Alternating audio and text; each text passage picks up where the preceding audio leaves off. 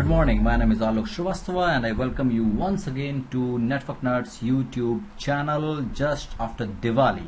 So I hope you had a wonderful Diwali. So let's start with a bang and learn about something about Ansible. So I'm going to explain you Ansible role in this video.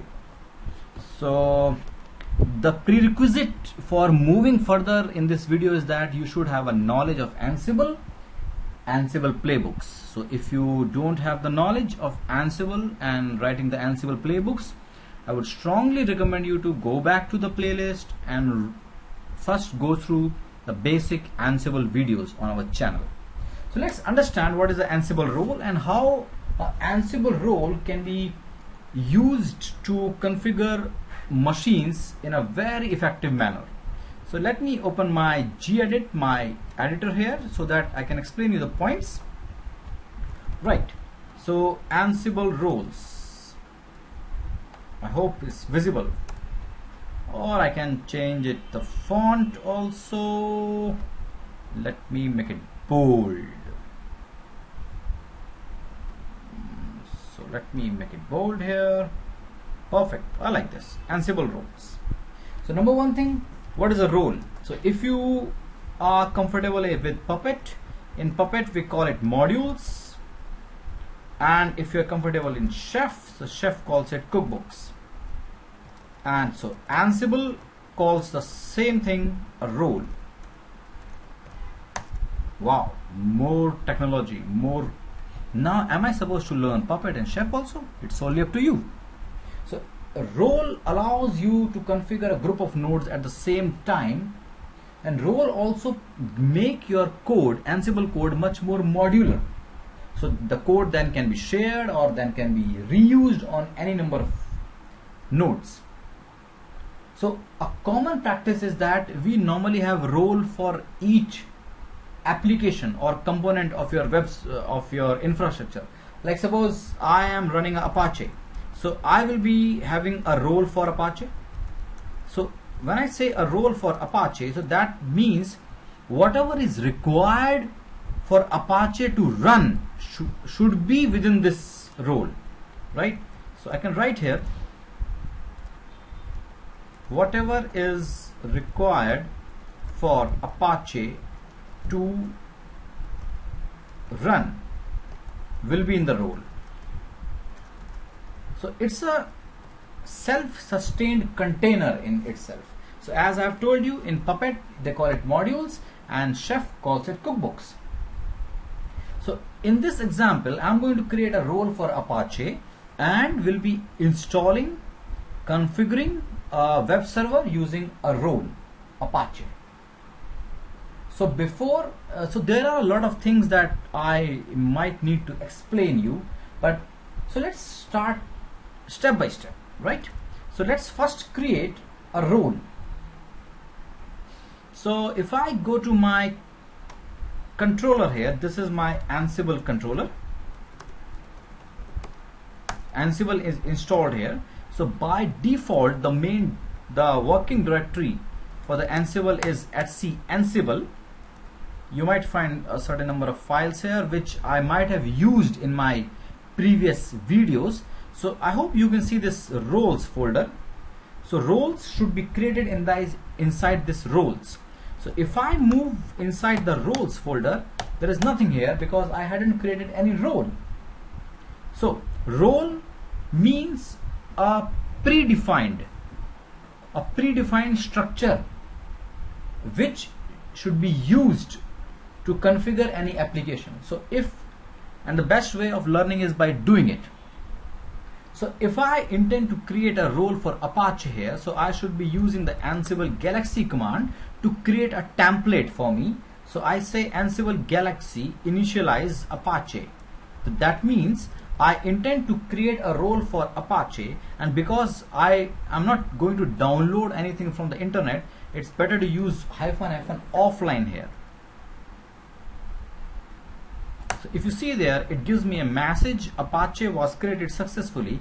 So earlier I have got nothing here. Now if I give a LL here, I will have a role, a folder Apache. So what is inside this? So if I use the tree command, I don't have the tree, So let me just install the tree first. Yum install tree. It will be easier for you to understand the things then. I have installed the tree here. So if I give the command tree apache, you will see this structure is being created by the Ansible Galaxy command.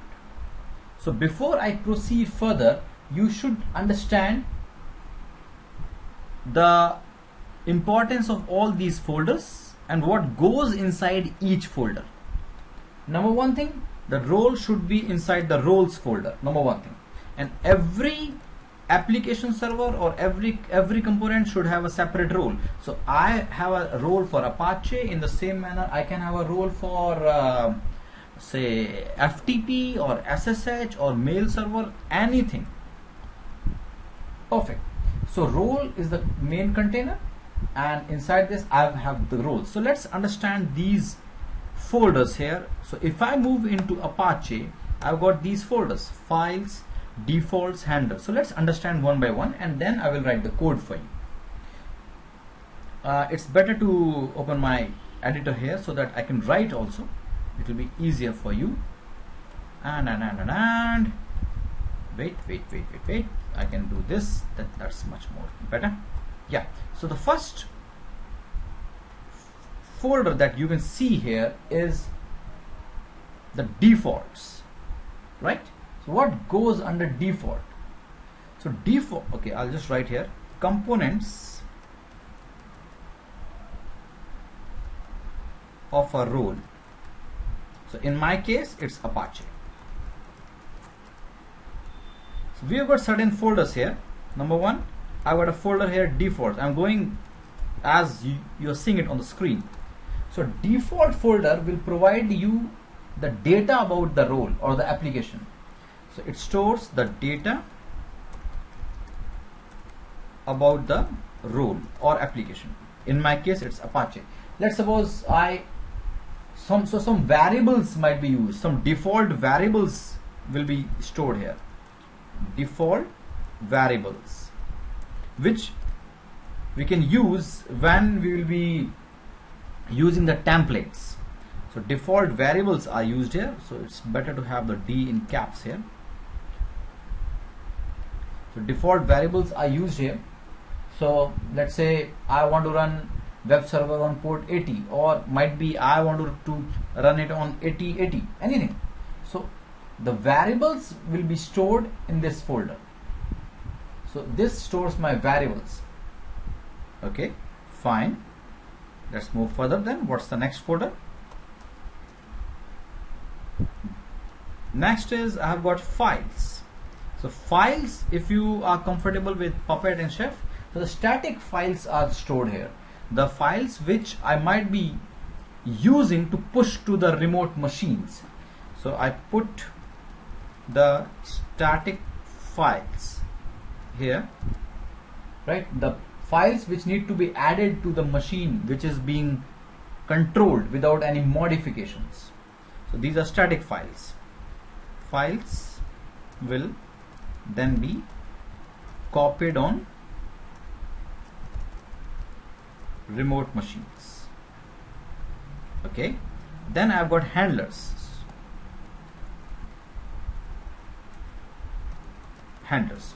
So handlers, they are a kind of a refresh, a trigger. So some directives, like if you are comfortable with Puppet, then you must have knowing that notify and subscribe commands. So some event which need to be triggered. So I can say tasks which are based on some actions.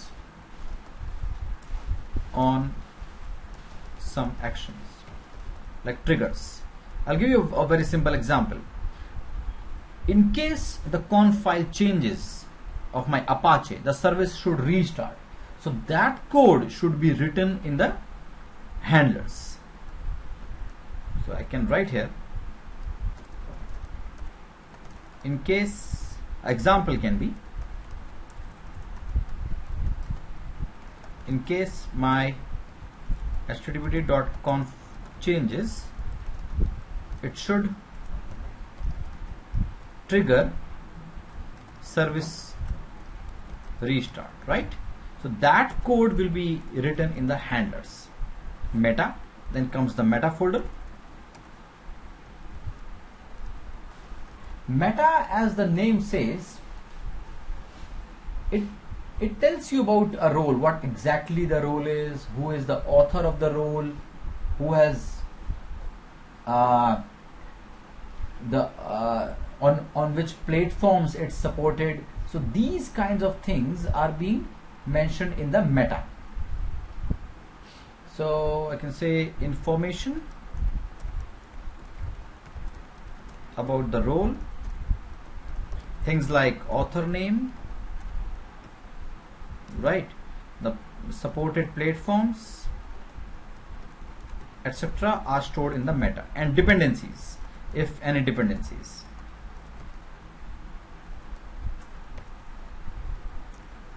Dependencies, if any, will be stored here in the meta. Then got the task, the main folder, tasks. So your actions, your actual actions will be stored inside the task folder. So the core code, I can write here core logic or code will be stored here. So like installing a package code, like installing package, copying files, etc. The actual code which you are going to run will be stored in the task. Sixth, you can see here is the templates. As the name says, template folder will be storing the dynamic files, the template files. So these are not static files, these are my dynamic files which I can change as per the node.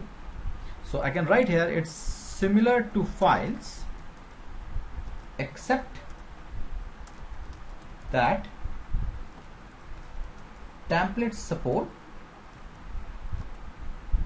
modification, right?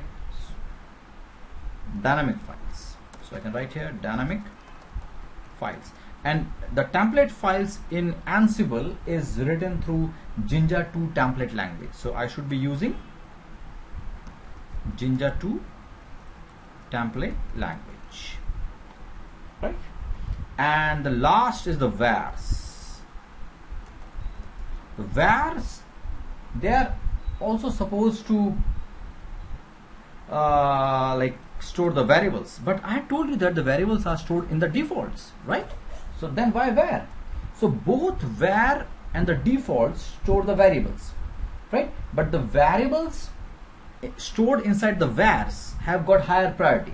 So I can write here both vars and defaults stores variables, but the only difference is that variables stored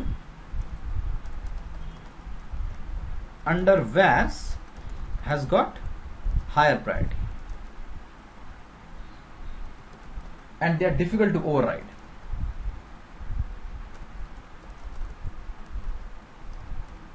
Whereas the variables inside the defaults had got a lower priority. So first you should understand these things. What goes inside each folder? Default, again I'll just repeat myself, default variables lower priority, static files will be going under files, some trigger based actions like starting a service when the conf file changes will be going inside handlers, meta information about your name, your address, your email address, information about the module or the role, task, the actual code, template, dynamic files having the extension of Jinja 2 or J2, and vars, again the variables but having higher priority. And every, if I go back to my tree here, every folder will by default have a main.yaml file. So the execution will start from main.yaml. Like if you, again I'm comparing it with Puppet, there you have got init.pp. So here you have got main.yaml. So let's start and build the code first. Now once we have understood the concept, So what I do here, let me first go inside the task. So the actual code will be starting from the task. So I move inside the tasks. Here the default file in main.yaml. I'll use a more modular approach here. So instead of writing the code for installing, configuring and starting the service in the one file, I will again divide it. So it will be much more easier for us to manage in case we need to do some troubleshooting aspects. So what I do here, I open my main.yaml here and I just write a couple of lines here. So I say include. It's a different way of writing the code. Say YAML, then I say include, I say configure.yaml, and then I say include service, because the first thing that we have to do is that we need to install the package. So that code will be here in this file, not here but in this file. Then sending the conf files, sending HTML files will be inside the configure, and the starting the service will be inside the service.yaml. So I move out here. Now obviously I need to create those files. So I don't have the files, right? So I will be creating a file install.yaml. Make sure you don't do any spelling errors here. So obviously it will be starting with 3 hyphens. So I'll write that installing HTTPD package code, right? So I say here name, say install apache using the yum, right? And the name of the package is HTTPD and the state is latest. So in case some updates are available, they should be available. So I save and come out from here. Now I have got 2 files. I'll create one more file, configure.yaml. So I open this, same stuff. So I'm saying configuring HTTPD conf and sending sample HTML file, right? So I write here name, say httpd.conf file type. This name can be anything using the copy. So the resource that I'm going to use is the copy.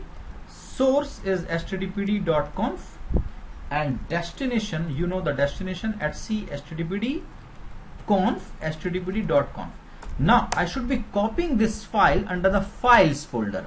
It will automatically get it from files, and in case the conf file changes, so here I am calling the trigger, and the trigger name is restart apache service. So I need to make sure that the name should be same, and the next is I will create some copy some sample file, like index.html kind of stuff.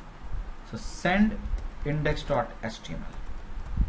So I say copy src index.html, and the destination, you know the default document root is var www.html index.html. That's all. I save and come out from here. So I have got these files. So the last file, which is a dependency, is the service. So I create a file service.yaml. So it should be having the code for starting the service. Start apache service. So I say name, say starting apache service. Okay, so I should be using the service resource, and the name of the service is obviously httpd, and state should be started, so that it should be available across the reboots. If I show you the folder and if I cat my, so these 3 files must be present, so they are there. So my task is being completed. Now what I need to do, I need to step back and I need to have the files in this folder. So I copy my local file here and I just do some modifications. So let me just write here, say coming from Ansible Apache Roles, so that we can be sure that my file is being copied. So it's under etc Ansible roles, Apache and files. I also need a sample HTML file. So let me create a HTML file also. I'm not very good in HTML coding, but I will just write a small code here. H1, say learning Ansible roles.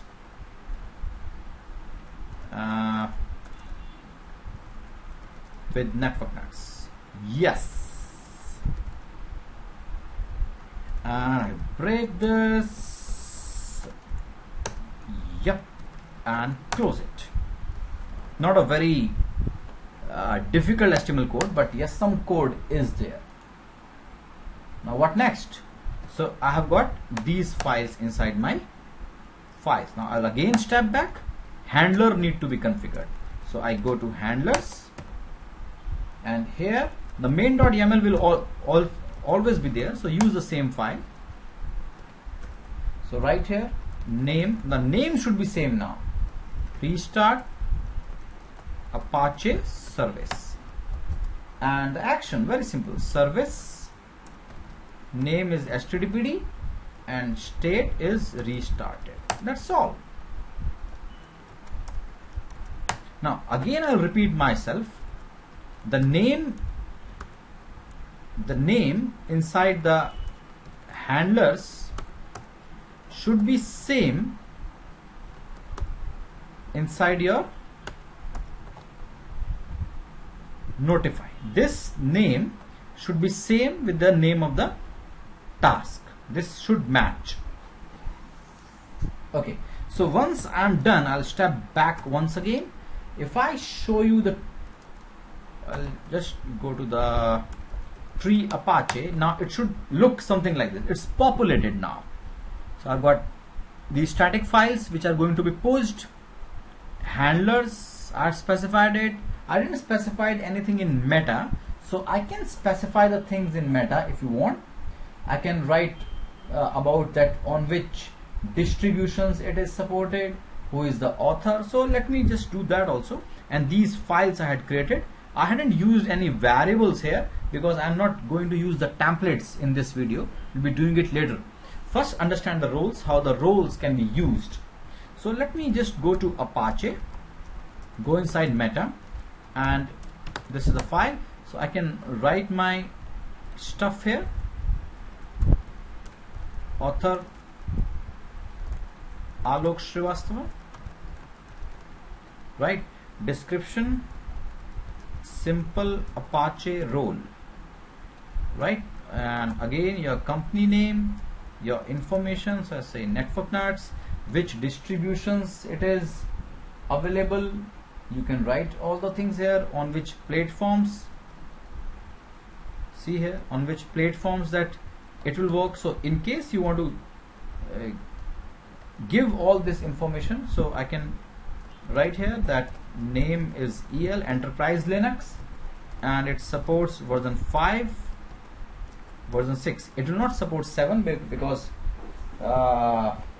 it will support 7. So I can write here 7. That's all. So in this manner you can write a lot of things here.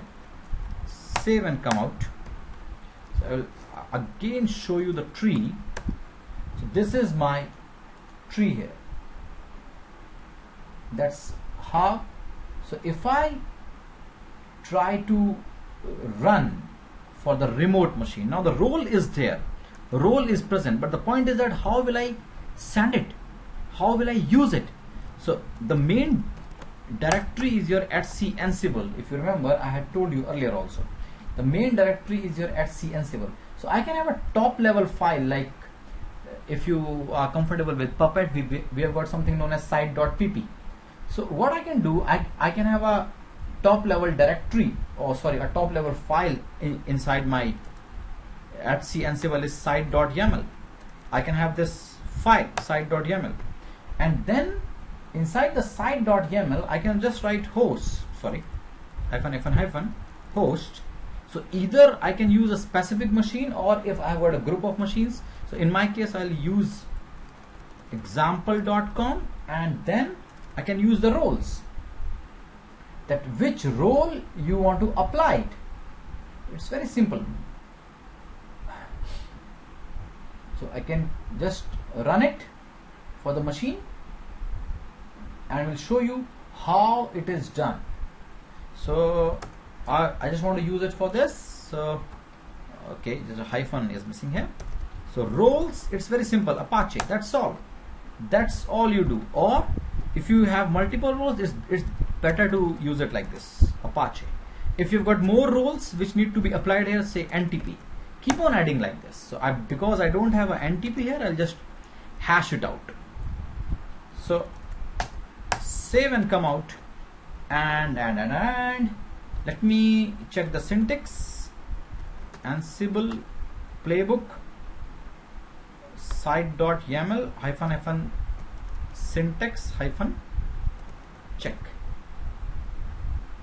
Perfect. If there is any issues, it will show me.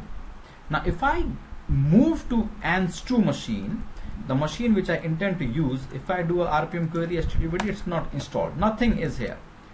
Fair enough. So let's push the things from my server. So I just remove this syntax check. It's gathering the facts. I hope everything will work properly here. Installing the package. You will see the role names, the task name will be appearing here. Perfect, it's installed. Now sending the conf file, sending the HTML file, and it's starting the service. Restarted the Apache service.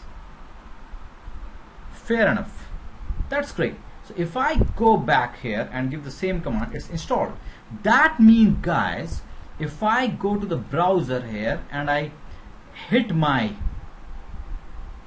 Ans2, I should be able to get the website. Wow, learning Ansible role with network nuts. That's great. That's really good. So I quit it down. So, and you can confirm all these things here. If I go to var www.html, the index.html file is there. If you say html.conf, http.conf, this file is coming up here. So in this manner, you can use the roles to configure your multiple machines simultaneously. Now suppose, look here, the beauty is that suppose one more web server is coming up, so you just need to add the name here like this, or if you have got, you can also like this, host, say a fake name, say another server, another web.example.com, and then you can write here roles Apache like this. So the whole code will be reapplied again. So that's the beauty of learning the roles in Ansible. So I hope you have liked this video, and in the next video I'll be covering the templates with the template language Jinja 2. So thank you for watching it. Keep learning, keep smiling, no matter what. Keep smiling, keep learning. Thank you very much. God bless. Take care. Bye bye.